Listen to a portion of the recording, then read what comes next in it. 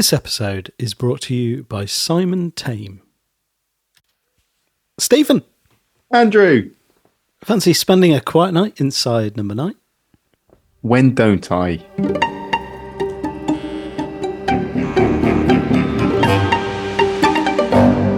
All right, so we're doing our traditional wrap-up episode this Traditionally week. done weeks and weeks after the series finished. For Series 9. We were just having a conversation about how on earth we organise this episode, and we didn't come to any conclusions. See what happens. I think it's going to be shambolic, but we will try and... I think some people's favourite episodes are when they're a bit shambolic. You keep telling yourself that. Just don't nervous laugh. People will expect better. Yeah, if you're expecting something good, then this is not the episode for you. Wait, seriously, didn't you go on a course about listener retention or something? You've remembered none of it. Well, I think that's alluring. People like kind of being... Is it? Yeah, if you're expecting to enjoy this, you won't. Well, I think it's more the thing of like, if you think this isn't for you, then you're going to want to hear it.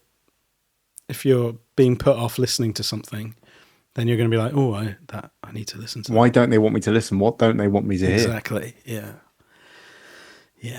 So behind the curtain there at the Wizard of Oz. we will attempt to get to every or most of looking at your face there. Yeah, most of the main bulk of correspondence that we've had through Series 9. Most of the main bulk. Bearing in mind we're trying to cover emails, YouTube, and Twitter in some way. And I made the notes in chronological order of the episodes, but then there are people who have talked about multiple episodes, and it just became overwhelming for me as I was trying to prepare. So, what do you reckon? How shall we approach this? I'm gonna say episodes, and you might have to do some cutting back and forth across some emails. Is it doable? I mean, I can give it a go. Will you become overwhelmed too quickly and end up just storming out of this? We will see. I've got 3 screens this week, so that should be, I don't know, there should be the tools there to be able to manage that kind of thing. Maybe have multiple windows. I've now got a kind of image of you storming out of this Zoom meeting, closing it down, yet still going back later to edit it, and then still upload it with you storming out of it. Yeah, I mean, that would be popular. Yeah. Finally, he's lost it. He's had enough. Have you seen that? Is it Alex O'Connor and Peter Hitchens, where Peter Hitchens storms out of the Alex O'Connor interview? I haven't. Yeah, and the process of him walking out took a very long time. It was about 20 minutes of Peter Hitchens off camera, performative storming out. Yeah, sort of complaining, airing what it was that he didn't like about Alex O'Connor's. Surely you could have done that sat there in front of the camera still, having the conversation about what you didn't enjoy rather than just shouting from off camera about what you didn't like. Yeah. What a buffoon. It made a good viral video, so maybe I'll do that. Except it's a podcast, so no one knows if you're on camera or shouting from off screen or not. Just quieter. You just got quiet and a bit angrier. I don't care anymore what they think about these episodes. Where are you going? You're the one storming off. Okay, right. So Episode 1. Episode 1. Boo to a goose. Have you made notes of people's correspondence, or is this on not. me? This is on you. This is on me. You kind of took it upon yourself when we communicated. Whoops. See what you did there. Yeah. So, I mean, there was I think the general response to the whole series was pretty positive, I think. It was. I think, yeah. I don't think one landed badly. Only trolley problem I think some people found a little weaker than the others, possibly. But in general, every single one of them seemed to land really, really well. Yeah. And Boots the So Goose was a cracking start. it was a great start. The first message we had was from David Jenner, who started by saying, "Marvelous new episode, gentlemen. Looking forward to the remaining 5." I don't know if he was talking to... I know who he was talking. He was talking about the program. Okay. It's just, although the way he addressed it, maybe... No, I'm going to take the self-deprecating view here. Okay. In Boo to a Goose, when Jerry and Edith are discussing seeing Oliver, the musical, and Edith says to Jerry that she just wants more, to which Harold gives a little wry smile, I think it was just as simple as the reference to wanting more in Oliver. Please, sir, I want some more. Yeah. Harold, clearly being a lover of musicals, will have probably found it amusing enough to give a knowing smile, even to himself. Oh, that wasn't David Jenner. That was Nadine Garrard. Oh. Great start, mate. So David just said, "Marvellous new episode. Looking forward to the remaining 5." Oh, and we don't know who that was aimed at, us or them. That's a great start. Wow. Shambolic from the off. Well done. Yeah. But I think that's a good shout. That is a good shout. Yeah, because I was a little bit perplexed by that knowing glance. But I think... You want more? The yeah, I watched that. That is one of the ones I watched back. The music right from the beginning, I love. Something a bit Vangelis, bit synthy. It's really good. Yeah. Quite a troubling ending. Yeah. Yeah. No, it's a... I think it's up there as I think it's one of my favourite episodes of the series. It's funny. I don't think of Plodding On as an episode that I would rank. No, I don't. Well, I don't think so either, because I think it's more of a goodbye, isn't it? It's not. It doesn't have a plot line as such. I guess it does in a way, but it's not a... Yeah, it doesn't feel the same. No, I think I would... Yeah, if I'm ranking the episodes in terms of like favourites and stuff in the series, I don't think... So you're saying that one doesn't feature on your list of favourite episodes? I don't think I'd include it in a list of episodes. Including your list of favourites? Yeah. But Boo to a Goose is... is up there. It's up there. In your... So this was a really strong series. Was it one of your favourite series? I think so, yeah. Is that only because there's some kind of meaning attached to it as like the final big sort of flourish of the whole thing? Or is it genuinely I don't Cold know. Light of Day? Sorry, this seems a little interrogative. No, it's a good question. Tell me now. Imagine there's a light shining in your face.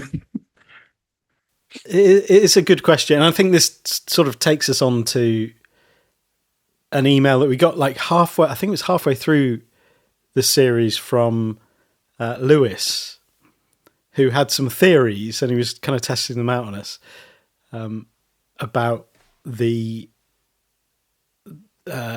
parallels to series 1, I think his thing was. It definitely started off really, really feeling like that. I remember that the first sort of 3 episodes or so, it felt like this was a thing that was happening. What did he have to say? I believe that each episode of series 9 somehow corresponds or has an equivalent episode in series 1, not necessarily in genre or setting, but more in the underlying themes, as well as some more one-dimensional and obvious similarities. For example, Boo to a Goose is Tom and Jerry. Both have themes of homelessness and a deep-rooted and subconscious distrust of homeless people, a wallet going missing that sets off a whole chain of events, the exploration of power dynamics, and the idea of being replaced if you don't manage to keep up with society or don't play your role to society's expectations, Also worth noting that there is a school teacher in both episodes, as well as a scene where the power goes out, which is a good shout. I think there is definitely. I mean, you might be just looking for things there, but God forbid anyone should stop looking for things. So let's explore that a little bit then. So or shall we, with each episode, think about its parallel? Well, I think we can do. He goes to as far as Mulberry Close, because that's when he sent the email. Mm-hmm. So didn't see the remaining 3 before devising this theory. No, we can pick that up though. So we can take over from there. Okay, so I mean that was the last of the Boo to a Goose correspondence. So we can go on to the trolley problem and his theory of the trolley problem, which he considered equivalent to sardines. Most obviously and notably, both episodes end with somebody being set on fire, but more subtly, there are corresponding themes and ideas. Coming back for revenge under a false identity or false pretenses, the idea that letting something happen is just as bad as doing it, and punishing someone for turning a blind eye, themes of sexual abuse and abuse of trust from a position of power, and a nerdy-looking and supposed weak character outsmarting the more charismatic and seemingly higher status character. Strong theory, I think. That is a strong theory. I don't think I'd have found that. No. But then hearing it back, it sounds sensible. Yeah, I suppose it's just whether these are kinds of themes that just come up inside number 9, or especially if you devise a theory and then start to make the evidence work for it. If it's something that crops up through their writing in various places, it may just be that it's them. It's stuff the in kind them of themes they like to play around with and stuff, I guess. Yeah, exactly. But yes, we'll see what he says about Mulberry Close after a couple of other bits on the trolley problem. So the main stuff that came after through these messages. The main stuff that people sent through was regarding the trainer sketch, which was a question that we had, like why a pair of trainers? And there was a few theories. I'll run through the ones that I'm going to go from the ones I believe least to the one that I think is correct. People are on Tentermix now wondering when theirs is going to come up. So, not that there's anything wrong with these theories, but Nadine, thank you. Oh, Nadine. In the trolley problem, when Drew mentions about the drawing of a trainer, couldn't help but be reminded of the League of Gentlemen and one of Jeff Tipps's polemics about how Mike was always better than him. Jeff making it into an unnecessary competition. Even at school, his drawing of a trainer was better than his. Probably no significance at all, but that was what occurred to me. Maybe Stephen Rees have an ongoing joke about trainer sketches. Which, yeah, I mean, these can all be correct, actually. And it might be an ongoing thing. No, you made your decision. That's the worst thing he's heard about this. Sorry, Nadine. Actually, I don't know if I might. What's this one? I don't know whose this one is. I didn't write down the name. Oh, unless this is. Yeah, I don't know. A very small thing from your episode on the trolley problem. You asked if there was any significance to Robbie's drawing a trainer. I may well be off the mark here, but Andy Warhol famously did a series of drawings of shoes, and it's a bit of a standard thing that art students imitate. So it could just be that. Or there could be some deeper meaning that I'm totally missing, entirely likely. If you've missed it, so have we. I like the Warhol idea. Yeah, you like that one? I like that one. I like the idea that that's something that they do. These young and upcoming artists. Because trainers are quite difficult things to draw, aren't they? Yeah. It's easy for them to look Laces Rubbish. are really hard. Laces can be all over the place. Velcro shoes are a bit easier, I reckon. So they will. There are fewer laces to draw. Yes. Easier to put on and easier to draw. Velcro. Easier to put on and easier to draw.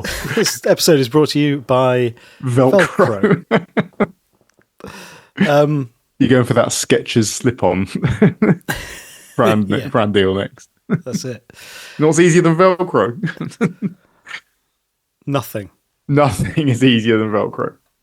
No, nothing, literally.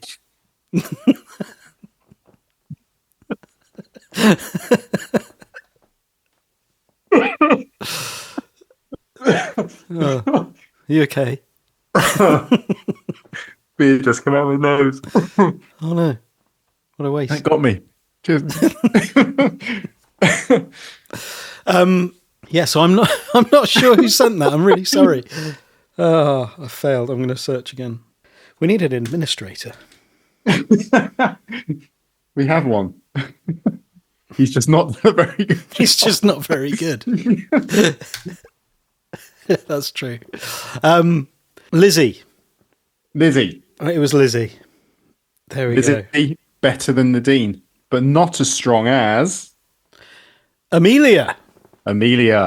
So if we're going with the theme of parallels with, certainly with series 1, but like generally parallels with previous episodes of Inside Number 9, the drawing of the trainers done by Blake's son in The Trolley Problem put me in mind of what Katie says she is sketching in The Harrowing, a pair of trainers and a jack-in-the-box. That I like a lot. Yeah. Amelia, so retrospectively, goods. Yeah, watching the episode, I wish Blake's son was called Jack so that we could truly have a pair of trainers and a jack-in-the-box. Nice. Oh, very good. Oh, Amelia. Dark. Yeah, that is nice. The other thing Lizzie said in her email was drawing our attention to Nindle. Obviously, yes, we're aware of Nindle. I like to play a little bit of Nindle now and again. Shout out to Nindle, to Rob. I think that has gained some traction this series. I noticed that Reese was playing. So that's good to see. I think it's cheating if Reese does it, to be honest.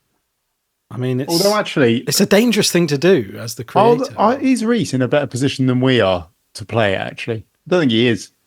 He probably hasn't spent as much time watching Inside Number 9 episodes as we have. Maybe not completed episodes on iPlayer. No. He probably spent quite a bit of time in the I guess he's watched on the suite. edit and stuff, yeah. But not seeing stills. No, maybe we should have a Nindle off with Stephen Reese. Stephen Reese, if you're listening. We challenge you to a Nindle off.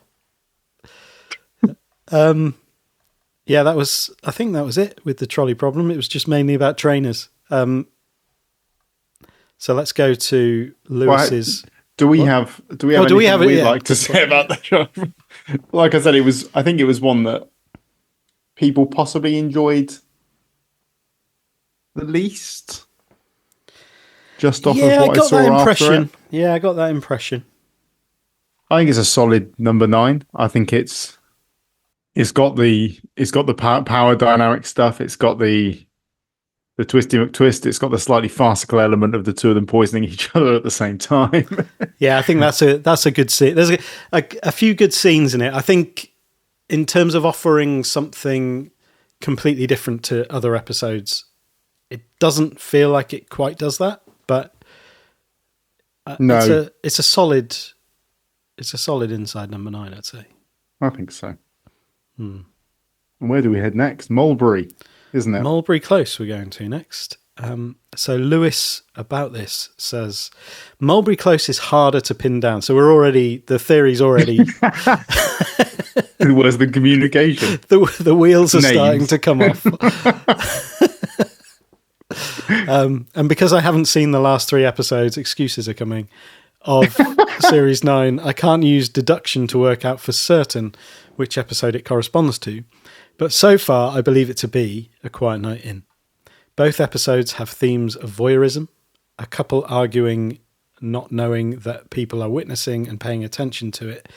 The idea of a husband killing a wife, sneaking around somebody else's property in an exaggerated slapstick manner, an accidentally murdered dog, a tight structural format, silent film / whole episode filmed from a static camera that are only broken for brief periods for each episode. Not only this, but also the fact that both seem to be the light-hearted and comedic episode of their respective series, despite ending in murder. And then he says, so that's my theory so far. It remains to be seen what the final 3 episodes correspond to, if at all, as they may have no relevance whatsoever and prove this theory wrong. That's just my thoughts. And seeing as it's the final ever series, it would make sense for Reese and Steve to try and make it cyclical and tightly wrapped up without repeating storylines or bringing back previous characters that would undo the anthology format. What are your thoughts? Is there anything I've missed? I'm troubled by the fact that I said before that it might just be that these things are just features of Stephen Reese's writing, and he's just picked out the fact that there's accidentally murdered dogs in 2 episodes. Is there some guilt being sort of played out in some of this writing? Yeah, I think that there's some solid theories in that one as well. There is, yeah. No, I like that one. Yeah, it's like, I like this idea that rather than going for full on obvious bang, here's this version, here's the series 9 version of this series 1 episode, it's here's just a couple of little things from an episode way back, that just little things, even maybe like just for them, flavors of parallels. Yeah, it's nice. No, there's some good stuff there. I mean, I think what you just said about the second episode not really breaking any new ground, I think this was one where they did, and they hadn't really used this format before of the static doorbell camera, and actually us only hearing what was going on the inside number 9 and not seeing anything that went on inside number 9 at all. That was a bit of a flip on its head. Yeah. And this far in, that's really cool that they were still finding some new stuff to do. Yeah, definitely. Yeah, I think it was if I was to compile a list of episodes that are doing different things, Mulberry Close might well be up there as something I would suggest people who are unfamiliar with Inside Number 9 check out. I think it does do that. Yeah. Yeah. I like that it's another one of the kind of suburban mundanity sort of set that you can find throughout all the series. I think it's one of those versions, and that those pop up in most series as well. Yeah. I mean, is there one on public transport in every series? La Couchette? Yeah, is it just those? Is that one about buses? Oh, wait. That's true. That's series 8. Yeah, is the bus. Boutre Goose and La Couchette. No, those are the only 2 that exist, so we can't put them in the little category of those.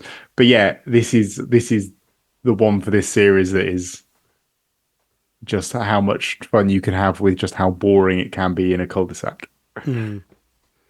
Absolutely, yeah. And how exciting it can be when people get bored. Yes. Yeah. And Chekhov's brick. Chekhov's brick. Yeah. I think someone mentioned Chekhov's brick, actually. Yeah, there was a couple of mentions of Chekhov's brick. I know. It was Simon Tame said, "What did you guys make of this one? Only did we have Chekhov's brick, we had Chekhov's driving lesson too." Chekhov's driving lesson, brilliant. Yeah. Yeah. We also had lovely Ruthie on YouTube said the BFI interview was released a few days back, and it's revealed there was one fox brought in especially to do the bin scene, and it wouldn't touch the bin. They made the one fox into 2 in post. Wow. Good bit of knowledge. That's good knowledge. Wow, that's Anything else, guys, from that interview, or just foxes? Just the fox. Just the fox. That's all we know. I love the fact that I think I remember someone emailing us at some point in this series saying that we'd introduced him to the Chekhov's gun thing. Yes. We brought that into his vernacular. I think that what he's learned is how not to use the Chekhov phrase, because I think we may possibly overdo it. I think we may be smashing him round the face with Chekhov's. Chekhov.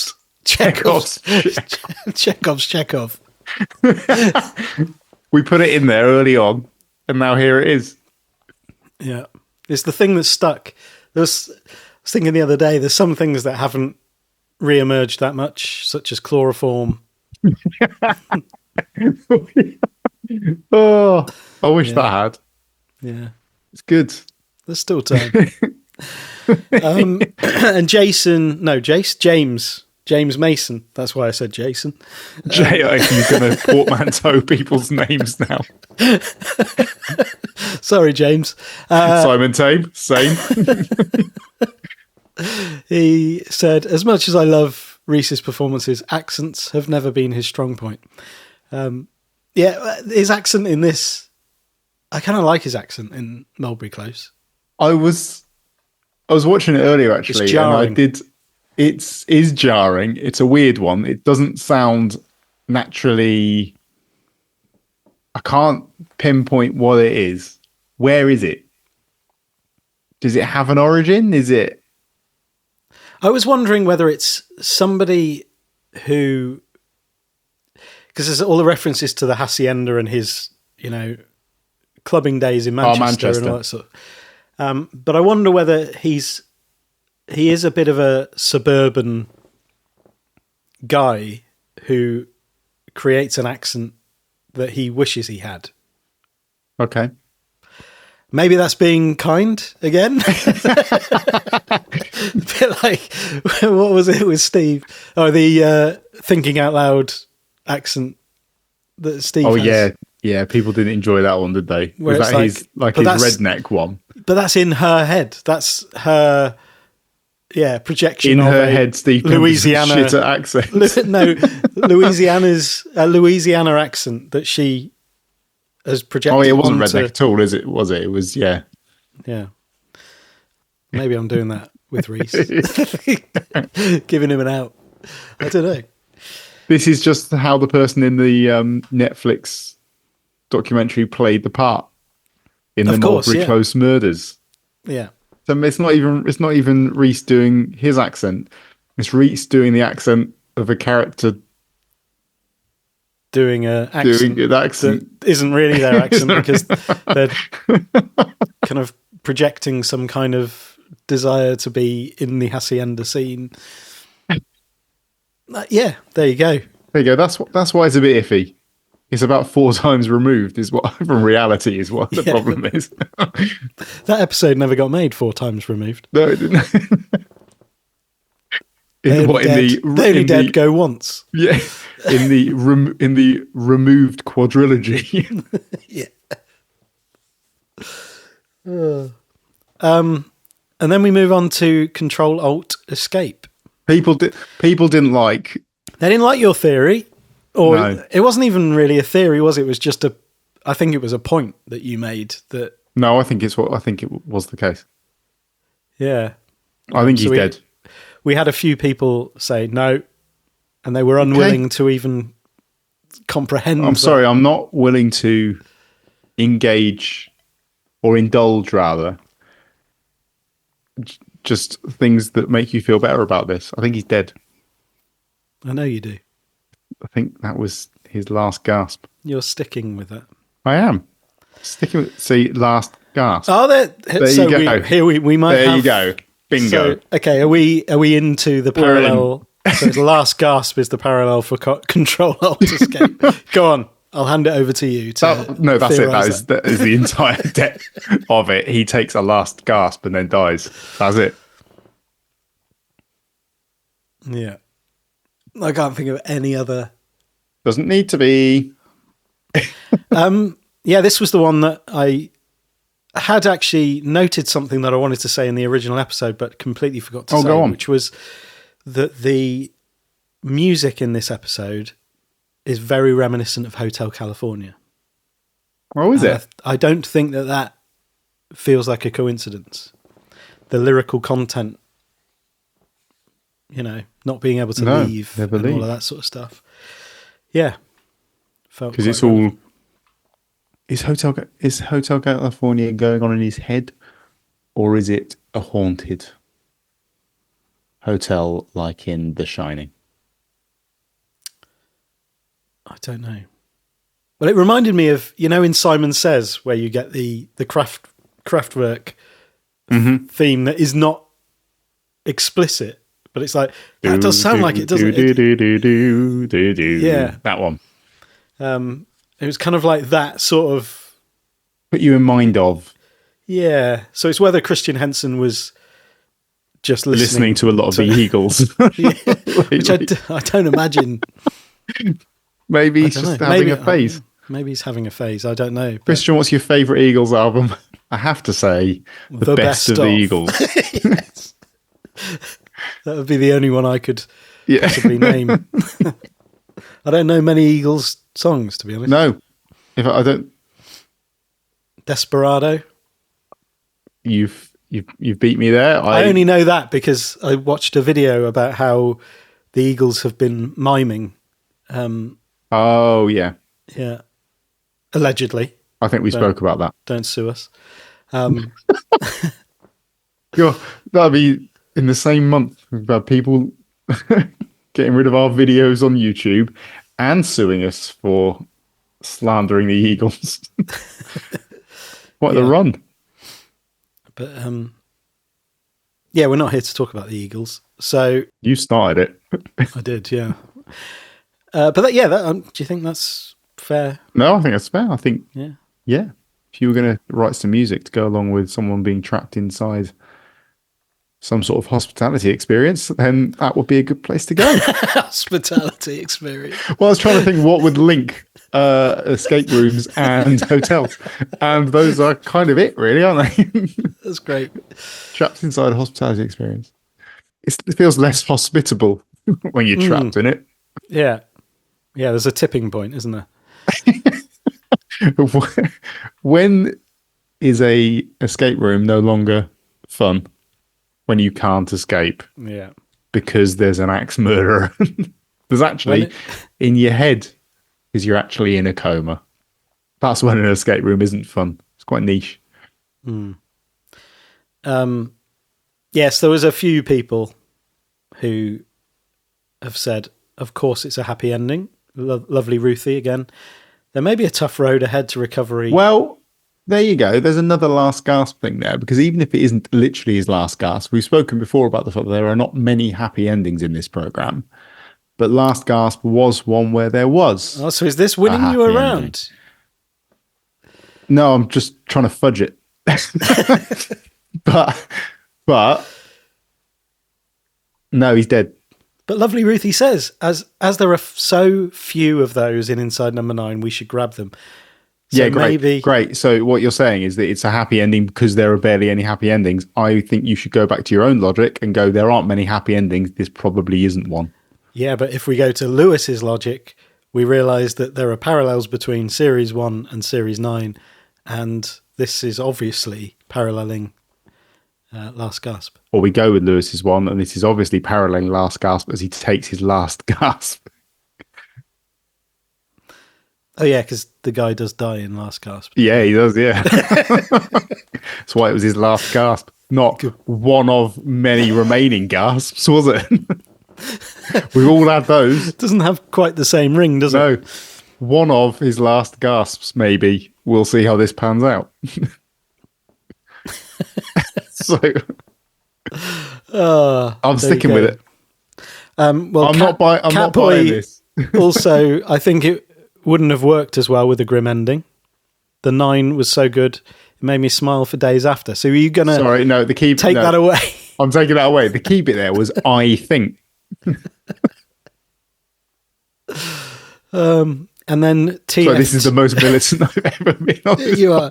You're not budging on this. I'm digging my heels in. TFTN Gaming 2001. I don't think Jason woke up and died. He fought so hard to escape his coma.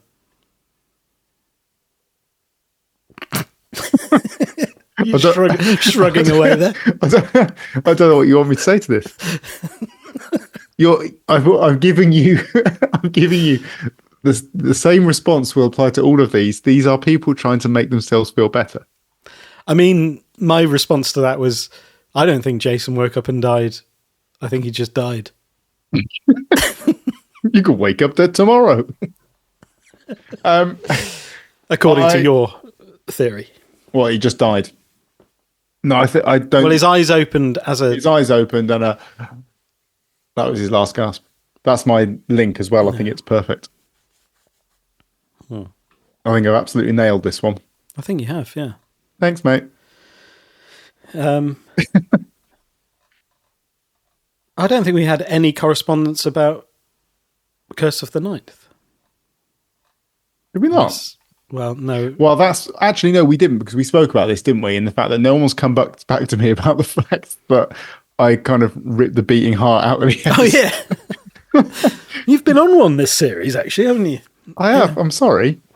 Well, you say on one. Oh no, I suppose the theory about Control Alt Escape isn't having a go at the plot. It's the storyline. No, it's making a point about the ambiguity of the ending. When people decide that he was alive to make themselves feel better about everything. Yeah. This one. No one's addressed this with me yet.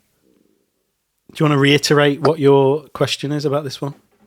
So I listened to this episode again. I never listened back to this podcast ever, except I did. I was on a very long drive and it came on and I let it run. And I found myself enjoying our chat. Sue me. And I believe that there was no need to reveal the existence of the Curse of the Ninth to, what's his name in this? Reese's character, in order to try and get him to finish off the piece. I think it made everything worse. Yeah. Unnecessary. Because it was only because he found out about the curse that he was reticent to get involved with actually completing the work, and he was feeling dreadful and blaming his guilt for killing a innocent young woman on the curse. When actually, if he'd just been told his hero wanted him to finish the piece, he probably would have been happier to do it. Why did they tell him? Don't know what the leverage was. Look, I really enjoyed the episode. I think it was a really good episode. But yeah, I still can't find the reason that they needed to tell him about the curse. Yeah. No, I think you're right. Yeah, that's weird. I'm pretty sure I've seen a message. I'm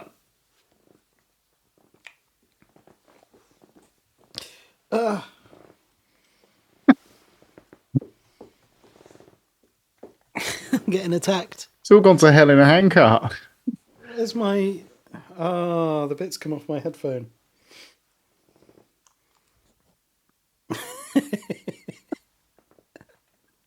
An earbud with no bud. Got no bud. Yeah, maybe we just need to let that go. If you've sent us a message about Curse of the Ninth, you sent it again, and about why it might have been revealed as part of the plot, then please send it again. Yeah, I find it weird that I'm not seeing more of it, because that means I feel like I'm wrong. I feel like I must be missing something fairly major. But tell me. Yeah. On this one, I'm happy to take suggestions. But you can keep your last gasp one, not your last gasp, your Control Alt Escape ones to yourself. Stop trying to feel better about it. Confront the harsh realities. He's dead. I think the true harsh reality of that is we can't know. Oh, we can. I can. And I do. I think I'm coming down very much vehemently on the fence because Oh, that sounds painful. yeah, it is painful, and I don't do it lightly. I don't take a decision like that lightly. So you're not going to. But having watched it again, The decision you've come to is that you're not going to be able to come to a decision. really, yeah, because there's not enough to like land either side, and it's an ambiguous ending, and I think I like that. Stick to your guns. You should find a gun and stick to it. I don't have guns on this. I just have I've got no gun in this game. splinters. I just have splinters from landing vehemently on the fence. In short. Yeah, so I guess then we leap to plodding on. Leap. Plodding on. Oh, do we have a theory on Curse of the Ninth parallels to Series 1? Gothic. Harrowing. The harrowing. Done. A little bit supernatural. Yeah, that'll do. I mean, plodding on's not really going to have you guys listen for, isn't it? This deep insight. That'll do. Stop looking for things. Done. I'm not here to look for things. What's the remaining episode from Series 1 that Plodding On would parallel to? The Understudy. Is that Series 1? That's 2, isn't it? Episode list. Series 1, Sardines, Quiet Night In, Tom and Jerry, Last Gasp. Oh, The Understudy, I beg your pardon. I very much beg your pardon. My pardon is Excellent, granted. thank you. Whose pardon? Your pardon. On IMDb, the ratings out of 10 go Sardines, 7.9. Quiet Night In, 8.8. Tom and Jerry, 8.2. Last Gasp, 6.9. The Understudy, 6.9. The Harrowing, 6.9. Interesting. Christine, 9.1. Oh, wow. There isn't one for this one because it stands on its own. It's not even a real episode, as you've told us. No. This was a chance to just try and squeeze in as many homages as possible that they could to everything else. Yeah. This is basically, if the series is an homage to Series 1, then this is an homage in one episode to absolutely everything. Which I think kind of, that does speak to the fact that this series is full of homages.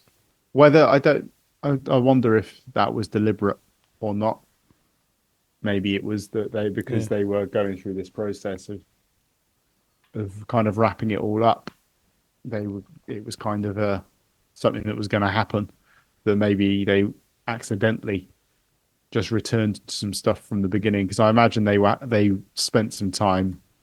I'm just going to surprise you. I'm going to go back on something I've said. Maybe they spent some time rewatching some stuff, which is why they're so good at Nindle.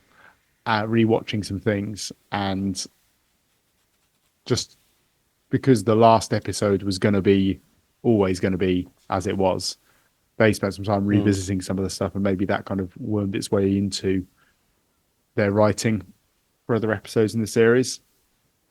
Maybe it was just kind of a byproduct of that we've seen little callbacks and mini flashbacks, just because they were things that were in their head, like accidentally murdered dogs. Yeah, that may well be true. May well be true. Yeah. We had a few emails in relation to Plodding On. I don't know whether to read all of the email. I mean, it's too late now to pick anything out.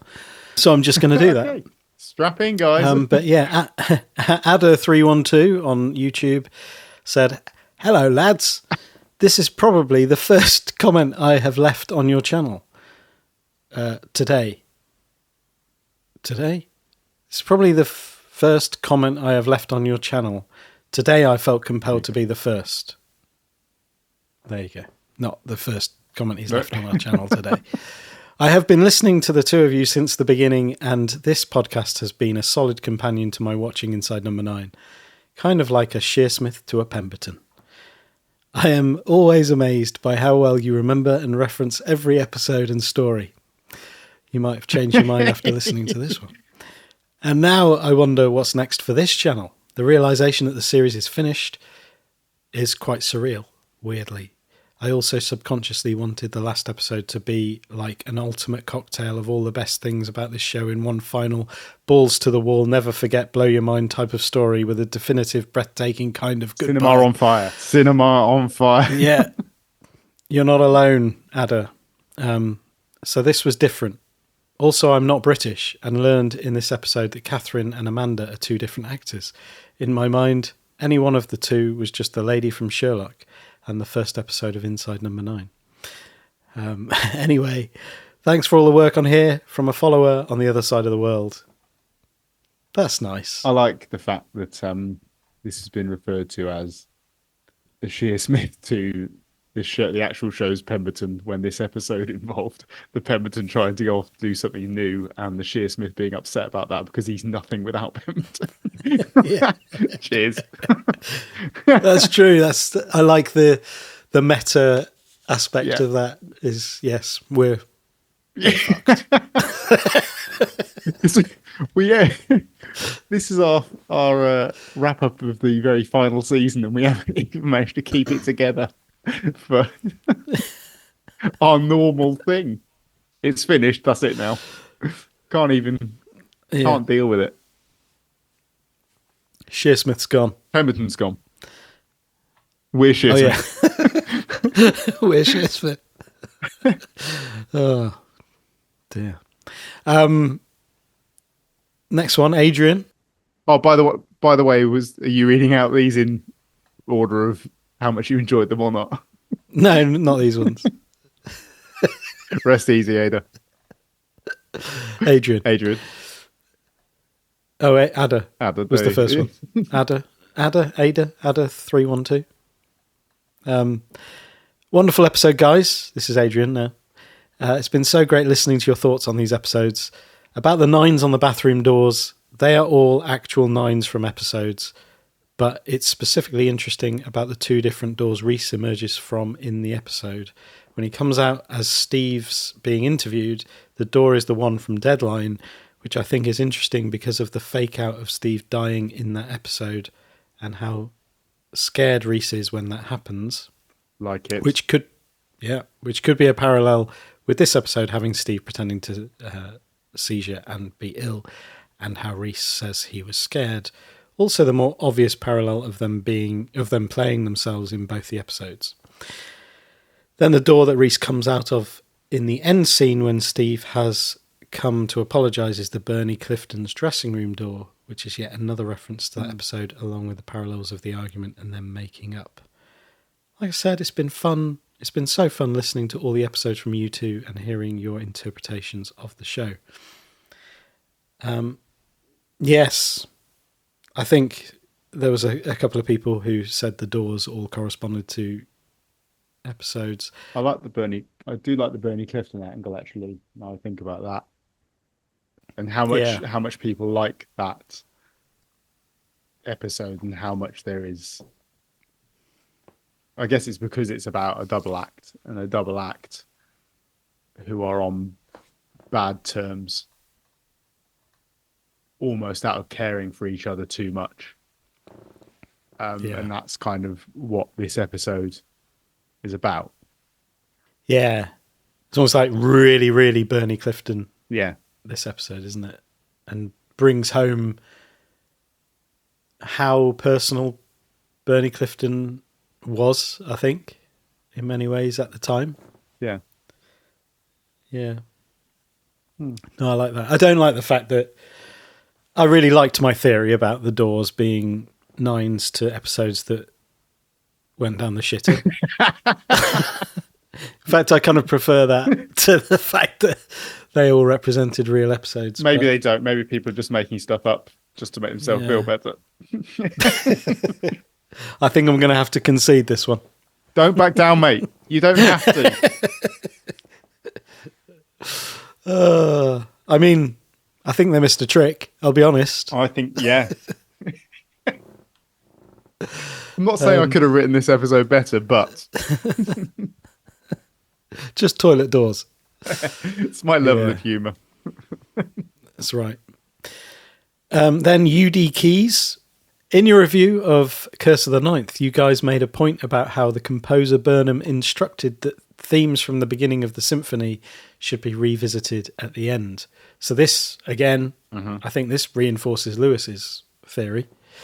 After you said that, I was convinced that the final episode would bring back the entire cast of Sardines, either as different characters in a completely new story, or possibly exploring what would have happened if Pip had not actually set fire to the Amori.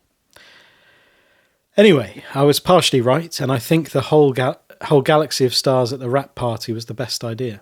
Needless to say, I absolutely screamed when Catherine Parkinson walked into the toilets, and I had absolutely no doubt that Tim not in the Key episode, just in general. Yeah, just there I was doing my business, and she strolled. Or was it Amanda Abington? I had absolutely no idea. No idea. Bit of a Freudian thing going on there. I had absolutely no doubt that Tim Key would be hiding in the stall behind her. It's nice that some people got the closure they wanted regarding the bus episode.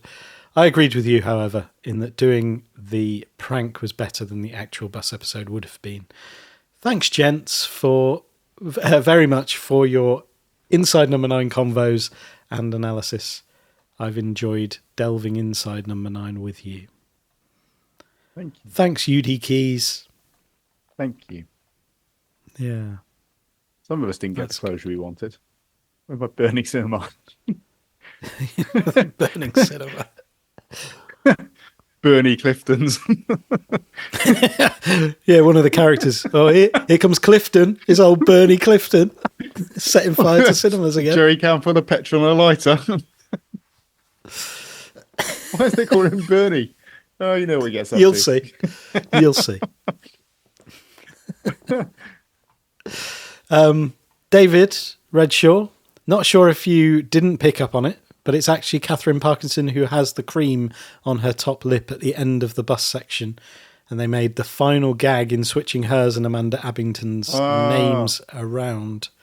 If you didn't notice, it just proves how easily they do get mixed up. I didn't notice. So well done. Good. And then, because we had the conversation about which of the episodes were the ones where it was the twist was that it was a ghost. Mm-hmm. And yeah, Jana Bowie pointed out, they were like, how could you forget the greatness of Bernie Clifton's dressing room when discussing ghost episodes?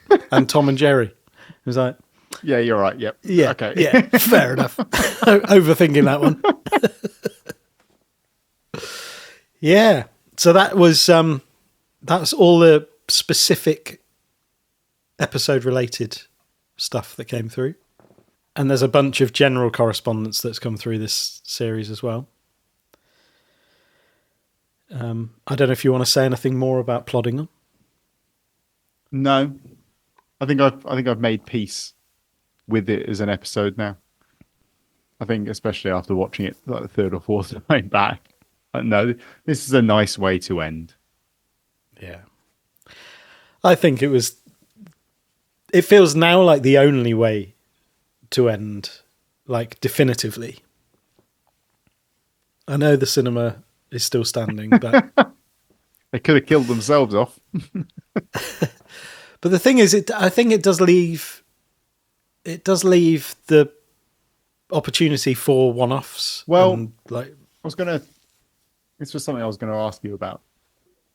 I like the neatness of 9 series of Inside Number 9, and I like that this finished it with an episode that Yeah. made reference to all the things that they'd written. Do we need more? Do we want more?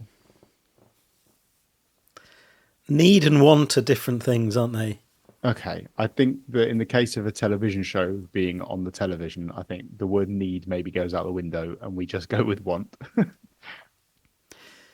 Yeah. No, I agree with you. I think there's something beautiful about that neatness. It going out on its own terms, and it was 9 Yeah. episodes of 9 series of Inside Number 9. I don't know. It's like when you get that last tour before a band breaks up for good, and then they're back together again 2 years later doing another run at it. You're like, okay, well, that wasn't the farewell tour that we were told it was going to be, where you tied everything together and you put together that incredible greatest hits, that kind of thing, where it's like You can never trust them again from there. you've broken the trust. Yeah. I thought you'd gone. I thought you were out of my life. Oh, we go. Yeah. Gotta get the band back together again. And I mean, there is something in that in terms of the grief of, okay, my favourite band is splitting up and that's it. They've done their farewell tour. And then... And wasn't that a good thing that they finished it on their own terms and they got to... And this feels like they created an endpoint for themselves. Oh, sorry, guys. That thing we did with all the cast from every single episode and all those kind of things turned out that wasn't the last one. Here's some more just one-off episodes. Yeah. I don't know. No, I think I both agree angry. with you, and I also would be quite happy to see another episode But because I like Inside Number 9. I do too, Andrew. I do. But too. you like poetry, don't you? This is the thing about this. The final stanza. Yeah. I don't want to go back to my book of poetry and find another couple of lines have just been scribbled in later Just on. been added. What the hell was this? I thought I knew this. I thought I knew this poem. Imagine that every time you watch a film, you go back on and a couple more scenes have been added on to the end of it. Star Wars? Anyone? Yeah, that's true. Yeah. So this is maybe it's the meddling George Lucas effect. There's no need for a meddling thing with an anthology series. You don't have to retcon anything. Like nothing has to be explained because you're just making new episodes, and that's fine. And that's like you're not losing anything from continuity and having to screw around with all that kind of stuff. That's true. The thing that I've got an issue with. The thing is, I feel like that this is a self-contained piece of work that has kind of been written to end here, and it would be a shame for it to just keep popping up. What if they went to Inside Number 10 for the next? Well, then it's a new thing, isn't it? Then they can do what they like. It finally is that political satire that we all thought it was originally. Yeah. I don't know. I wouldn't be cross. I wouldn't be cross. I'd just be disappointed. Stick to your principles, guys. They've got so much more that I think they could go and make if they wanted to. But then did people feel this way when the new League of Gentlemen appeared? People who were sort of hardcore League of Gentlemen fans, were they disappointed when that kind of reunion series popped up? No. But is that a story that could carry on being told? Royston Vasey was still there as a story to tell. And it's the same characters, isn't it? Yeah. No, and you're right. It is different when it's an anthology series because it's going to be different characters. So shut it down. Done. 9 and done. Yeah, but then how are we going to make a living? For a living. It's a life, not a living. Well, you can never take too many trips inside the onion. No, that's true. Welcome to our 270th. We are truly rinsed this number at this point.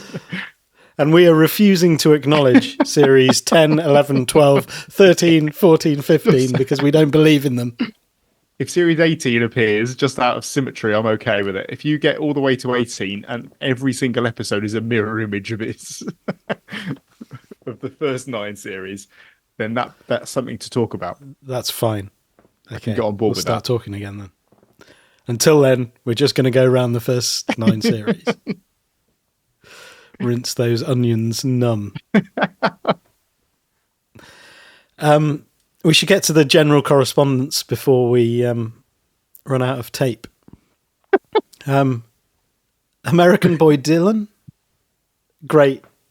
I like American Boy Dylan. Dylan Tice. Checking back in. You both do such a great job breaking down Inside Number 9. I learned so much about your culture and the meaning of certain words. I love figuring out things I missed in the show with your content. Thank you so much for your hard work that you both put in. I always look forward to your podcast. Keep up the great work. I want to know what misguided definitions he now has in his head. I would like to make it very clear to anyone listening that I am not responsible for Dylan not fully understanding a word based on our explanation of it. Of British culture. British culture. I am not British culture. We are probably not the definitive word on British culture, cultural references. We're not the word on it. We are culture at this point.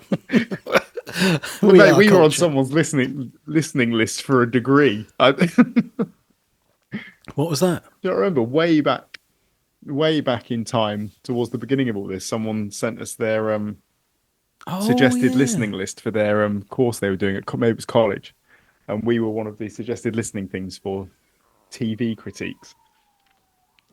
Culture. Oh, is that why Oxford University keep inviting us to come and do guest lectures? What? Yeah. Imagine. Stuart McKay, or Mackay. I only discovered Inside Number 9 about 4 months ago when flicking through the channels and seeing Lee Mack presenting a new game show. I soon realised that something wasn't quite right. God, imagine I was that curious imagine what not knowing was. anything about Inside Number 9, and your first thing is someone's head exploding, and you going, "What the hell was that?"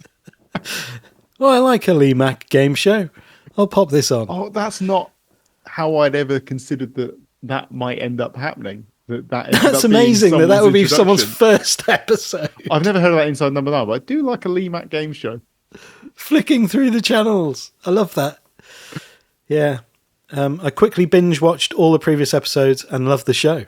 So that's lucky. I was so chuffed to discover there was a podcast about the show and have since binge listened to all your episodes. God, thanks, binge Stu. Listening to us hours on end through your day. Who've we got? Thomas Flannery is next. Started re-watching Inside Number 9 and listening along to your podcast just after Mulberry Close aired. Oh. Despite a full-time job and 2 children under 5, I have made it to Misdirection. Season 5, episode 4. I've got a full-time job and 2 kids under 5, and I've watched them all and made this podcast about it. So Not in under a month. Not in under a month. Okay, all right. Fine, I retract. It's taken this. I love this bit. It's taken me this long to realise that when you're saying Guillem Morales or Guillem Morales, probably how it actually is pronounced, you're not saying Guillem Morales, which I assumed was a cinematic term for the type of story, Spanish for an intricate moral tale or something like that. Wow. God. Guillem Morals. Tell me you've got a much higher opinion of what we know about cinematography and screenwriting without doing so. Yes. Is Guillem? I don't know how he chooses to pronounce it. Does he? Yeah. I believe so. Okay. Yeah. Guillem Morales. And yeah, Thomas also sent an image of his daughter's size 9 shoe, which had fallen off on the way home from nursery. Chilling. Which he described as chilling. Yeah, it looked pretty chilling. Thanks for that, Thomas. Individual children's shoes and socks just lying at the side of the path always freak me out slightly. Yeah. I know full well it's just fallen off and that parent has gotten home and gone, for goodness sake, we've lost a shoe. But that's not how it looks when it's just there at the side of the path. Sinister. Yeah. Definitely. Expensive as well. So I hear. I mocked my wife when our first one was on the way, and she made a point of talking about how expensive shoes are. It's like, why have you picked shoes? Now I know. Yeah. They're outrageous. And they keep coming. They do. keep being necessary. They do. Stop growing. I don't need a new pair every 6 weeks. Yeah. What point are you trying to make? You've made your point. Stop growing. Stop growing those toes. Look at them, like fingers. Yeah. Quite. Yes, sir. Shane from Georgia, another USA person, American. A United States of American. Have to admit, the last series of the TV show has been kind of hit or miss for me, especially that finale. Ooh. But some of that could be that I'm not too familiar with some of the people mentioned or the inner workings of British television. Either way, thanks for helping me fill out some of the gaps through your discussions. Allows me to catch subtle things I missed the first time. Looking forward to your thoughts on how things closed out. Oh, we've already shared those thoughts. I'm now feeling like we haven't done a good enough job over the last 9 seasons of this podcast of reflecting British comedy culture well enough. I feel like that missed opportunities galore at this point. If I'd known that this was what people were coming to us for, I wonder how many listeners we have outside of the frame of reference of British. You know exactly how many we've got because you've got a little map that'll tell you exactly where our listeners are. I don't really look at our stats. I'm scared of our stats. You know where they are. I know there was one Mexican. Expat or not. I don't know if they're still listening. Okay, now there's a pretty long email that deserves to be read from David Marshall. I'm one of the lucky ones. Maybe we can stop every paragraph and reflect on David's words. Okay. The epic poem that is David Marshall's email. I'm one of the lucky ones who has watched every episode of Inside Number 9 when they first broadcast. I'm very organised and always circle the calendar. I was a huge League of Gentlemen and Psychoville fan and fell into Number 9 just knowing it would be good. What it turned into was my favourite TV programme of all time. Now they have shown the final one, I can safely say it's a body of work that I can't ever see being overtaken. At this time, reflection is a good thing, and you just need to take a step back and think, how did they do it? And of course, in just 30 minutes. That's the end of the first paragraph. Anything to say about that? I like that. After all of this, people have decided to come and talk to us about their reflections on this series as a whole. I think that's mad. I think that people have watched the last episode of this and thought about what this has meant to them over the last 10 years or so and thought, you know what, I'm going to email the guys from A Quiet Night Inside Number 9 and kind of give them my full reflections on having watched all this. Yeah, it's a beautiful thing. And also he's just described it as a body of work. Leave it alone. It stands as a body of work. That has really summed up what we were just talking about, actually. Yeah, it is a beautiful body of work. Go on, paragraph 2. I'm still quite astonished at how good the last series was. The best, possibly. I can't think of another one which was just consistently good with no low points. I got the impression The Curse of the Ninth wasn't quite as well received as the others, but I thoroughly enjoyed it. Only minus I can comment on was I thought Steve didn't give himself much to work with in that one. But it's frankly astonishing to think how the quality remained so high right up to the very end. Any thoughts on that paragraph? Was it me that didn't give myself enough to work with, or Steve Pemberton? Because I pulled it apart and said that it didn't work. I'm gonna put it out there. I think he's talking about Steve I Pemberton. think so. You're known as Stephen. Also stands for me as well. Yeah, there's little references in there to stuff that we say on a regular basis about in 30 minutes and all that kind of stuff, but there hasn't been a low point. This has not hit a consistent lull at any point. And yeah, there might have been the odds one where we went, that hasn't landed amazingly well, or that was a bit ham-fisted. But the consistency is genuinely astonishing. Yeah. Like 27 hours of television. It's like, yeah, it's beyond comprehension in many ways. It's crazy. Yeah, paragraph 3. I really just wanted to say a sincere thank you for the podcast.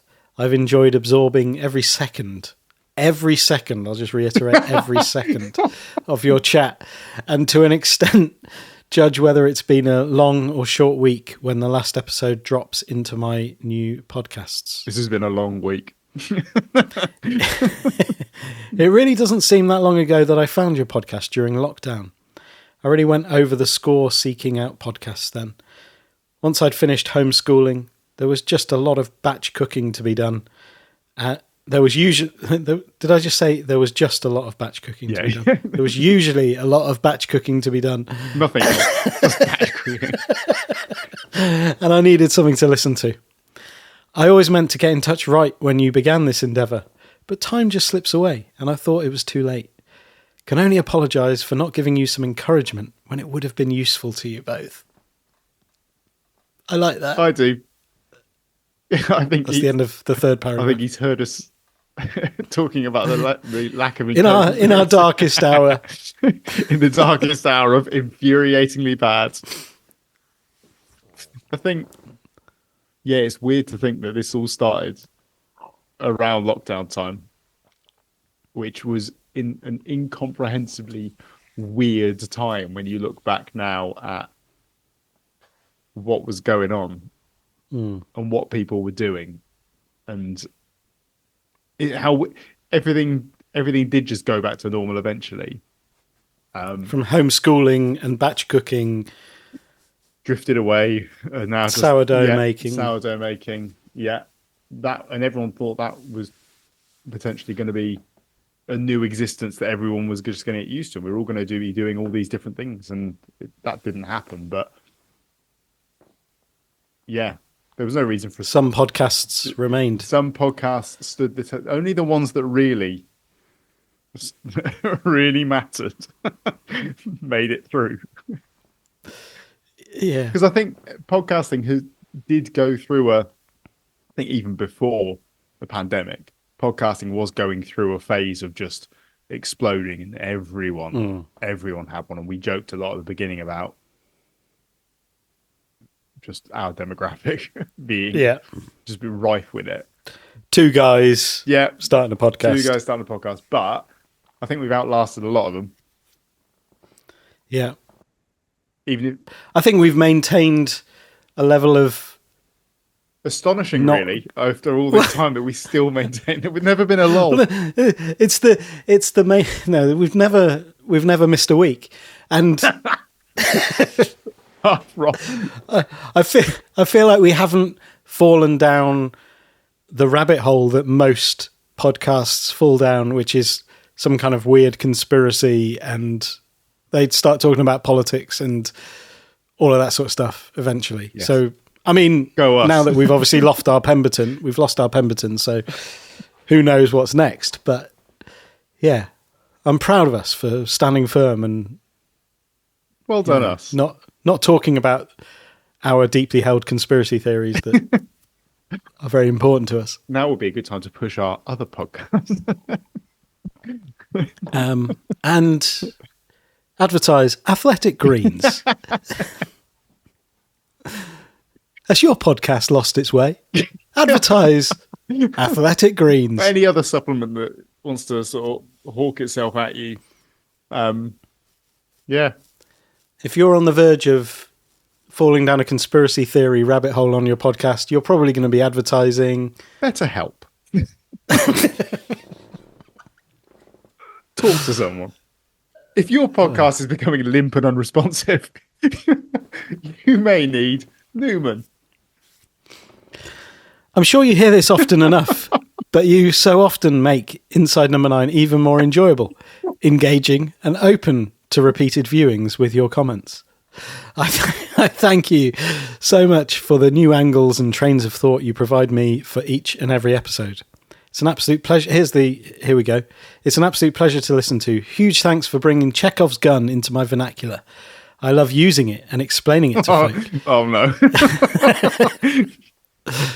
Can do a double confusion by saying something along the lines of, yes, it's kind of like a MacGuffin, but useful, in a Partridge-esque tone. When I think back, it's rare that you both disliked an episode. It makes me think how it would be easy to say you guys are like me and can't be critical of the material and just have a blinkered view that everything they do turns to gold. I just think that the quality has remained so high it's difficult to really down on any of the episodes. Hear. We can all go forensic on some and say some are obviously better than others, but the acting never drops from the very best in each and every episode. The acting, at least, is above criticism in my book. The writing is more open to interpretation, but for me, it's flawless in the main. Any thoughts on that paragraph? I don't know, it's weird to hear people attached to this podcast. It's weird to have people email and say that they've just consistently loved everything we've put out. Yeah. Yeah. We're doing our best to undermine that in this episode. We really anyway, are. So. There are more like this if you trawl through the archives. Yeah, that's true. There are. Yeah. There's some really, truly. And like I said earlier, the anyone who has had Chekhov's gun explained to them as a result of this podcast, I cannot verify. Look it up for yourself. Yes, please. There'll be some videos out there by people who know all the things like Chekhov's gun, Guillermo Morales, all the right pronunciations and definitions. Yeah.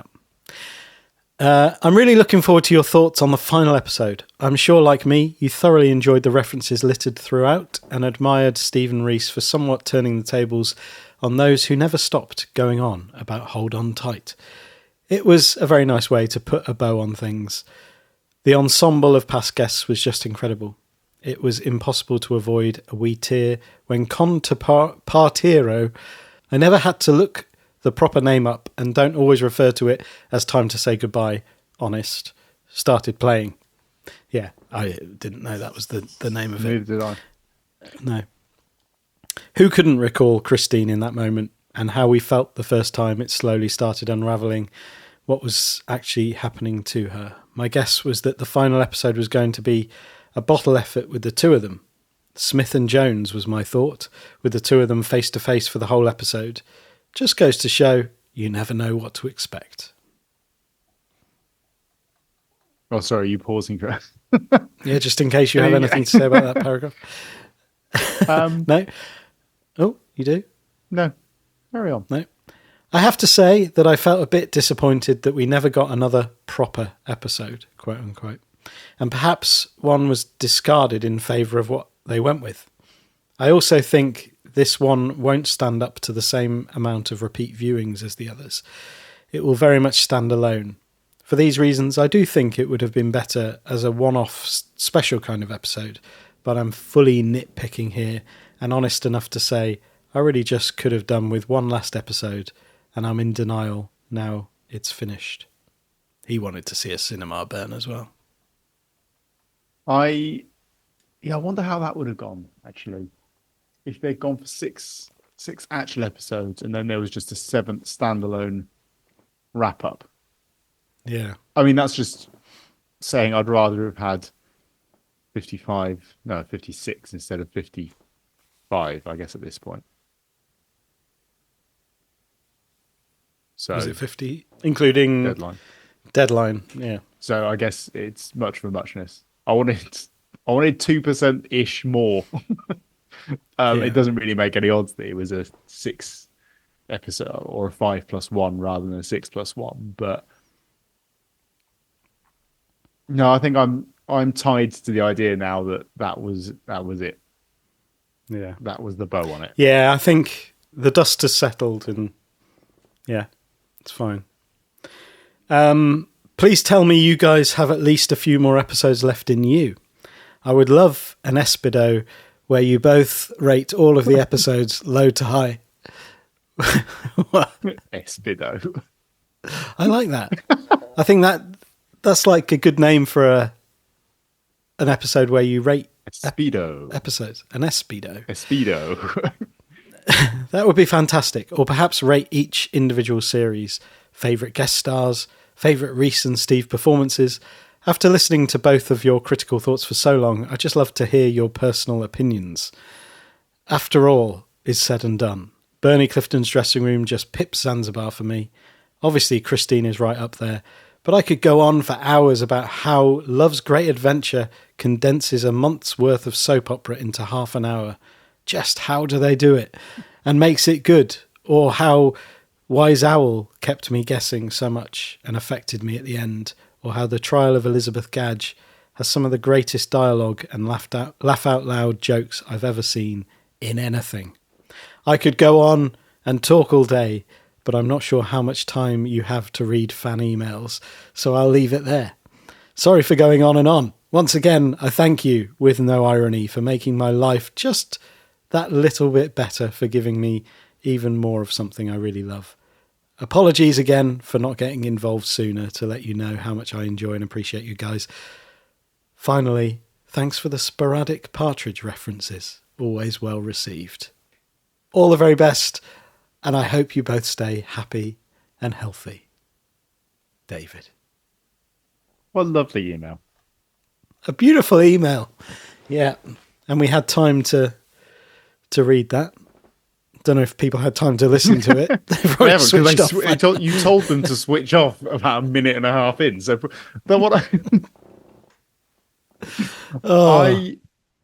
I don't know how to even begin going down the route of a wrap-up, a wrap-up of all wrap-ups.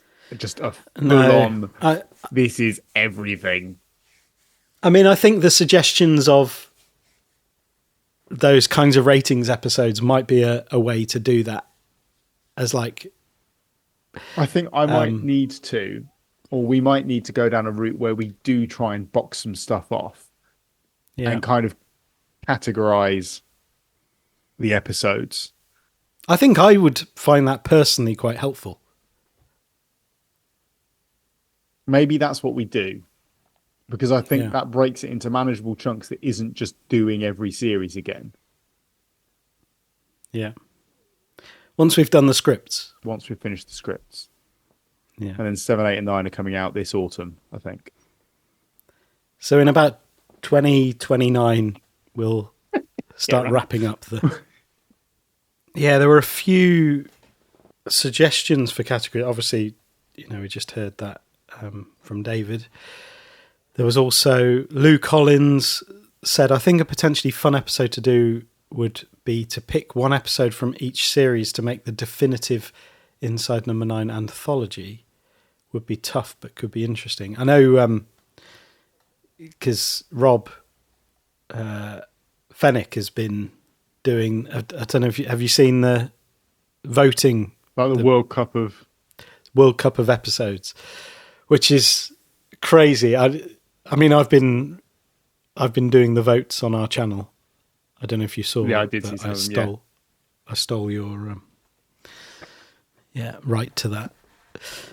And some of them I did just as like I'm going to be a bit naughty there, because it's so difficult. And when some of them come up against each other, it's like that feels like a binary choice that I'm not willing to to indulge you. Yeah. Yeah. I'm not getting involved, guys. You let this play out, but I'm not going to get involved in this. Yeah. Not picking a side. Exactly. And yeah, Sophie said it was emotional. Also, I'd love a best heroes, villains, most tragic character countdown episodes of the podcast if you wanted to do more. And old Simon Woolley, friend of the show. Woolley. How about some occasional specials on classics by Inside Number 9 alumni? Obviously, this is completely not rating and categorising episodes of Inside Number 9, but I have Nuts in May in mind. Both lead actors have been in Inside Number 9. I'm not sure which actors that is. But I was thinking it would be great to, whether it's things like films and TV shows related or inspired, that have inspired episodes of Inside Number 9, kind of diving into some of those. Or, maybe, as Simon says, the alumni of Inside Number 9 itself. What would be really useful is having a chat with Reese and Steve where they tell us what are the films Well, I was thinking that have inspired Inside Number 9. Because I did hit a bit of a brick wall when I started thinking about sardines, so I didn't get very far. And I was like, what is sardines reminiscent of? I can't think of anything off the top of my head. That was it. That was the extent. I didn't get any further than that. We need to speak to someone. Yeah. But it would be, I think I'd find that quite interesting just from a personal perspective of, diving into some films and, TV stuff that I've not encountered before. Kind of go for that 6 degrees of separation approach. Yeah. To that kind of stuff. We're almost at the end of this correspondence. I think that is the end of the is it? Oh yeah, Max. I wanted to give a shout out. Max Lovelock, Kev Peck deserves a shout out. He had some nice tweets. He was anticipating our episodes with excitement, so that was nice. You guys, it's great. Like even when we don't respond, which is we're really bad at responding to stuff, but we do appreciate everything that comes our way. Also, Spagbowl, Sasha, Catboy, Who's Tweets, and Gail. Massive thank you. Tom, I think I've got 2 more. Tom Headland. I've just discovered your podcast and it's made me so happy. I'm trying unsuccessfully not to binge listen. The trolley problem was enjoyable. Reminiscent of Sphinx in many ways. Lacking the humour and cleverness, but a lot more believable, which makes it much bleaker. As for Boo to a Goose, great to see a dystopia episode. Amazing guest cast, but maybe too many. Steve stole the show as Wilma. To me, the plot felt too reliant on Mark Bonner's character, forcing everyone to choose sides. What if he hadn't done that? I bring this at the end as far away from our moment of looking at Boo to a Goose as could possibly be. Thanks, mate. Well done. I blame the administrator. I think the only issue with trying to do categories is actually trying to categorize them. You'll feel that time that I misguidedly tried to arrange my DVD collection by genre. And I thought it's great because they'll kind of overlap and you'll see one thing going into another one. You can do it like that. It didn't. Yeah. It didn't work in any way at all. And that is what may happen here with trying to categorize them. Because some may belong to many different categories. That is some very none true. at all. Yeah. How wide? I categorise my DVDs by colour. Oh, so it looks pretty. So maybe we could do that with Inside Number 9 episodes. What, by attributing them, by assigning them each a colour? Yeah. That seemed like quite a purple episode. Yeah. Lots of them are just going to be black, dark, grey. I don't know. I reckon there's some colours there. Any of you with like synesthesia that Yeah. where you sort of see colours Synesthesia. Yeah. If you've got that, and you can tell us what color each episode is, You see colours when you encounter the episodes. Yeah, and then we can organise them by colours. I think that's the only sensible category. we're moving into the orangey greens. What's an orangey green? that was a weird thing to come out, wasn't it? Orangey red, Orangey green. Orangey is just brown, isn't it? Really? Orangey green. Orangey red would make far more sense. Two more. Jenna Bowie. If you like films and TV shows where characters share the same name as the actors who play them, yes, you'll go mad for Love, Honor and Obey. Aha. Sounds like a good idea. Although, what is Love, Honor and Obey? Not a real life drama, is it? Yeah, I was going to say, it's just a reality show. The 10 o'clock news. They put the name of the people up when they talk to them. Yeah, everyone's playing themselves. It's real life. Yeah. Thanks for the heads up. I think it's how it should be. And then finally, Sasha. Not sure if you know, but all the main people who were in the episode, this was referring to Plodding On, were also at the live event. We had no idea they'd be there when we saw them coming in, but now it's obvious. I was sat directly behind Sean Lloyd? Life complete. Not Sean Lloyd's. It wasn't Sean Lloyd, it was Sean Gibson. Because only one of them was inside. Carol Kirkwood? No, not Carol Kirkwood. She does the weather. We discovered the other day is a published author of quite a number of novels. Who? Carol Kirk. Let me just... Didn't know I was going to gain that bit of knowledge this evening.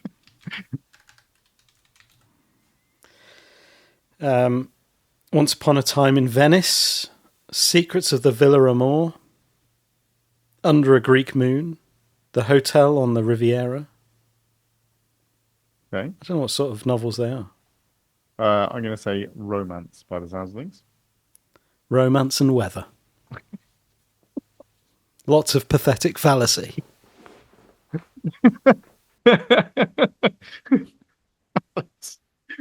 It's a badly drawn picture of a penis is a pathetic fallacy. How have we got here? How's this where we're ending? It normally does, to be honest. Okay. Well, yeah. I think should we get back to where we were before this series interrupted our script books? Yeah, I think so. How rude of it. Yeah. We almost got the timing perfect because we were on track to finish series 4 of the script books before this series started. But they're ill. Yeah. I think we did. Yeah, I think we did. So we've still got Tempting Fate and then Deadline to do next. So we'll get back to that. Don't you worry, guys. Don't you worry at all. We'll be back. Yeah. And please do, if you do fancy sending us messages, we do really appreciate it. Get in touch on Twitter at AQNIN9 or send us an email on aquaticnightinsideKnow9@gmail.com. And if you fancy supporting the show, you can drop us a donation via the PayPal link that will be in the show notes. And we'd be ever so grateful if you can do that. I really appreciate everyone who has done that. All right. Well, yeah, we'll get back to the script books very soon. Who knows when? Hopefully it will be soon. Imminent. Yeah. All right. Have a good week or month or year. You really aren't committing, are you? I know myself. Have a good... We'll see. We'll see. We'll see. I know me. All right. Bye-bye. Bye-bye.